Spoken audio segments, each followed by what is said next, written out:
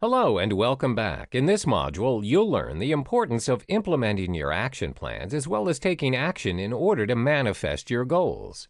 Planning is not everything unless you take action. Think clearly and count the number of times when you think about goals and compare with the number of times when you take action. The number of thoughts and mere plans would obviously be more than you're taking action. Think of problem solving and execute your thoughts or plans by taking action. Problems are a part of life, and you would confront them on your journey to success very often. Prepare in advance about how you approach and overcome them. Start small, and consistency is the key. Let's imagine whatever you want to be. An example, a skillful chef with artistic food presentation. You always need to start cooking and prepare food on a daily basis, twice to thrice a day. You would watch others doing it, learn from their tricks, practice simple recipes first, with simple ingredients, and then carve your way up to work harder on complex processes.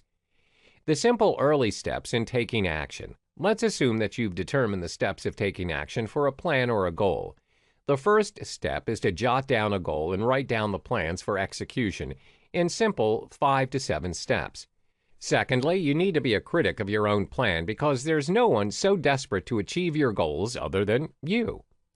The execution of your plans. There are 3 important steps which will aid you in the execution of your plans.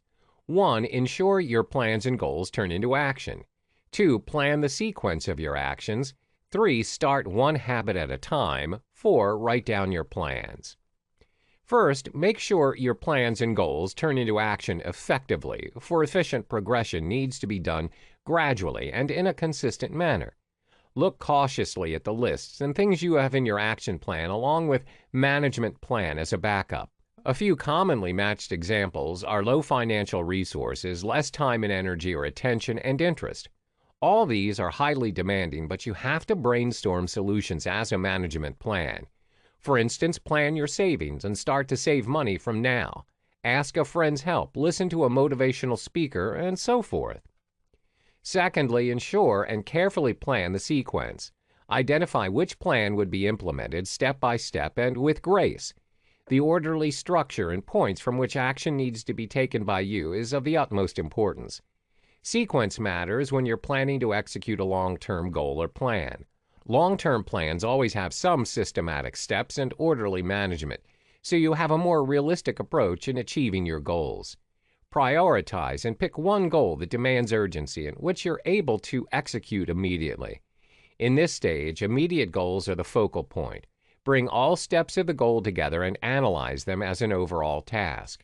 Note the possible potential challenges the specific goal might have and list management options for the probable challenges. Things to do also include whole management plans to prevent you from challenges leading to barriers. You must decide a deadline for each step and keep moving towards success using a wide variety of methods.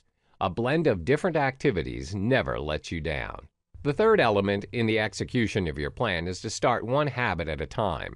Sometimes great plans demand equal amount of flexibility and rigidity to control the actions and managing of your own behavior.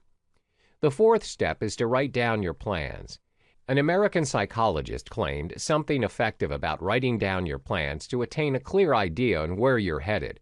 Writing is therapeutic. It is a fact since centuries from the start of psychology. But Dr. Gail Matthews, as a professor at the Dominican University in California, discovered that mentioning goals and dreams on a daily basis in a regular pattern is associated with achievement of desires as compared to those who don't do it. This is a small action and can be done in a few minutes daily. The best time is again before sleep, but one can do this any time of day. You'll be more likely to be a winner often than a loser. Writing the goals is both the element of science and an art. It portrays how goal setting works.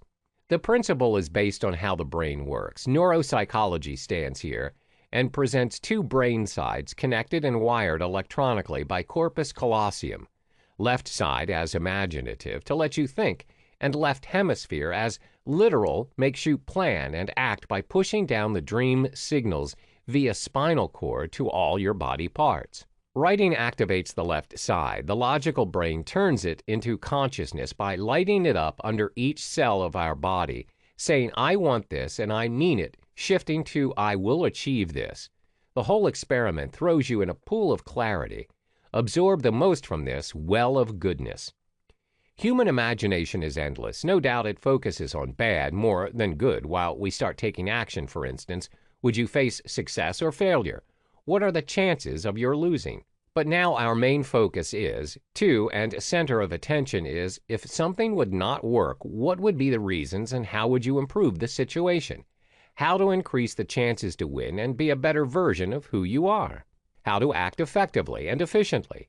Achieving such goals require a tremendous action plan and strategy to have your hands on your goals that you want to achieve. Be realistic, stick to facts in your action. In contrast to the plans, visualize rational outcomes, visualize what you expect good for you to transform your life. Do not be too hard on yourself, no matter how hard it can be during the execution of your action plan. Completion of a task, whether you succeed or not, is also a new beginning.